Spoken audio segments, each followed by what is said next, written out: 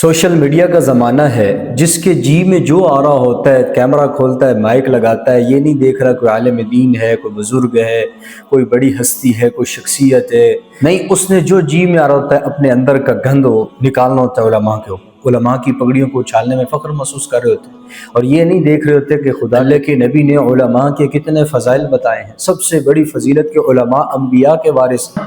علماء بتائیں گے آپ کی، علماء رہنمائی کریں گے آپ کی، علماء آپ کی آخرت کے اعتبار سے رہنمائی کریں گے، ہر پہلو ہر اعتبار سے آپ کو دین فراہم کریں گے۔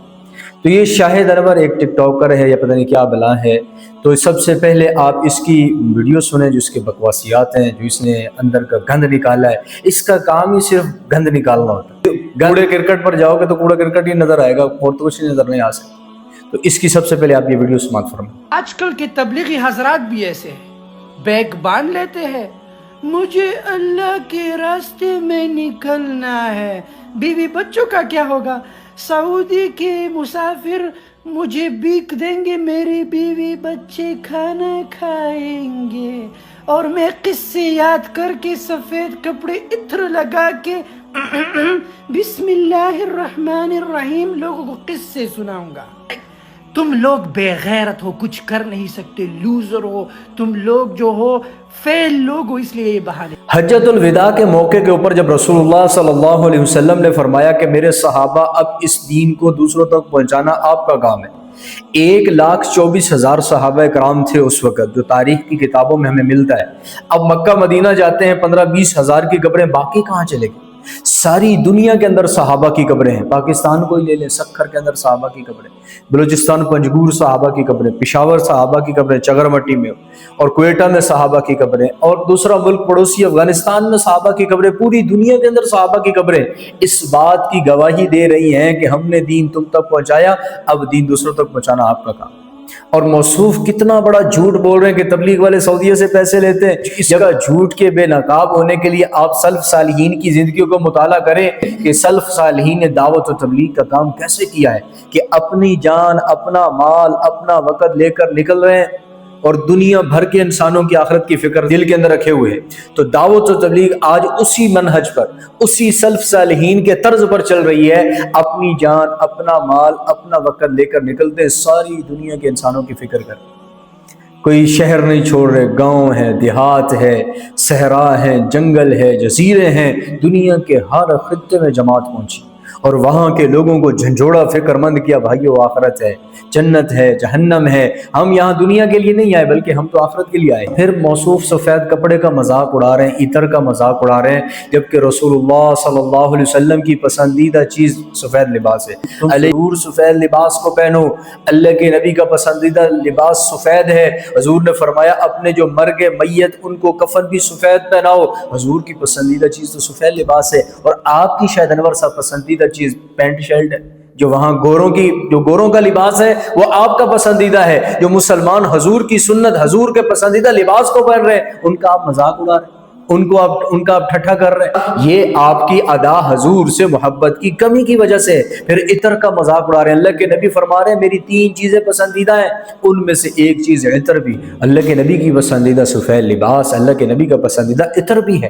تو لہٰذا اگر حضور کو پسند ہے تو آپ کو مطلب پسند نہیں، اس وجہ سے آپ مذاق اڑا رہے ہیں۔ اور پھر کہہ رہے ہیں کہ تبلیغی جماعت والے کس سے کہانیاں سناتے ہیں، نکالیں قرآن، اٹھائیے قرآن، کھولیے، اور اس میں الحمد سے لے کے والناس تک دیکھو پہلے قوموں کے اللہ نے کیا کیا، قصے بیان کیے، واقعات سنائے۔ اب ان قصوں کو، واقعات کو سنانا غلط بات ہے۔ اللہ کے نبی کی حدیث کے جو واقعات اللہ کے نبی نے سنائے ہیں ان کو آگے سنانا غلط بات ہے۔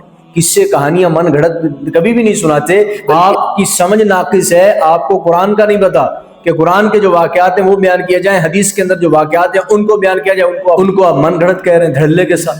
آپ کی اوقات کیا ہے، آپ کی حیثیت کیا ہے، آپ کے پاس کتنا علم ہے کہ آپ بغیر تحقیق کے اتنا بڑا الزام لگا رہے ہیں۔ پھر تبلیغی جماعت کی خدمات تو دیکھیں، کتنے والدین کے نافرمان اولاد کو فرما بردار بنا دیا، لاکھوں کی تعداد میں علماء پیدا ہوئے تبلیغ کی وجہ سے، ہزاروں کی تعداد میں، لاکھوں کی تعداد میں لوگ توبہ طائب ہو رہے ہیں، کر چکے ہیں، کر رہے ہیں توبہ، ذریعہ سبب تبلیغ بن رہی ہے۔ تو تبلیغ کی خدمت پوری دنیا میں کسی سے ڈھکی چھپی نہیں ہے۔ پھر آپ رائے بینڈ کے مشائخ، بزرگ علماء کو نعوذ باللہ کیا کہہ رہے ہیں، بے غیرت کہہ رہے ہیں۔ بے غیرت تو تم ہو، تمہاری غیرت ختم ہو چکی ہے۔ پٹھان قوم کو بدنام کرنے میں تم جیسے بے غیرت ٹک ٹاکروں کا فرنٹ پہ آنا، یہ سب سے بڑی پٹھان قوم کے لیے بدنامی کا ذریعہ اور سبب بن گئی۔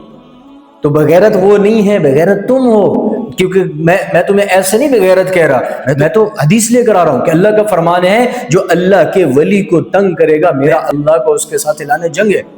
تو آپ اولیاء کو تکلیف دے رہے ہو تو پھر اللہ کا آپ کے ساتھ اعلان جنگ نہیں ہے۔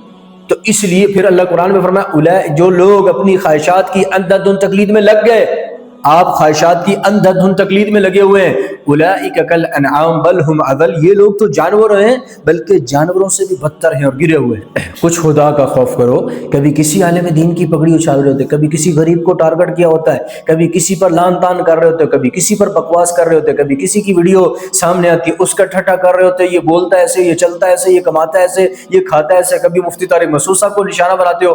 تو کچھ خدا کا خوف کرو، آخرت بھی ہے۔ فرعون کی دولت نے اس کا ساتھ نہ دیا، نمرود کی دولت نے اس کا ساتھ نہ دیا، قارون کی دولت بھی اسے غرق ہونے سے نہ بچا سکی، بڑے بڑے دولت مند نہ بچ سکے، تو آپ کس بات کی مولی ہیں جو ڈالر وہاں کما کر بیٹھے ہوئے؟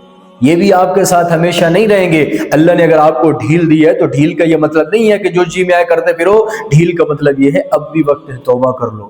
اہل حدیث طبقہ ایسا نہیں جیسے تم جیسے اہل حدیث کو بدنام کر رہے ہیں، میں اہل حدیث اور میں سب کو بغیرت اور سب کو لانتی، سب کو فلانا فلانا کہہ رہا ہوں۔ اہل حدیث کو اور پٹھان قوم کو اور جتنے بھی طبقات ہیں ان کے اندر آپ جیسے جب بے شرم بے غیرت لوگ ہوتے ہیں پھر ان طبقات کو بدنام کرتے۔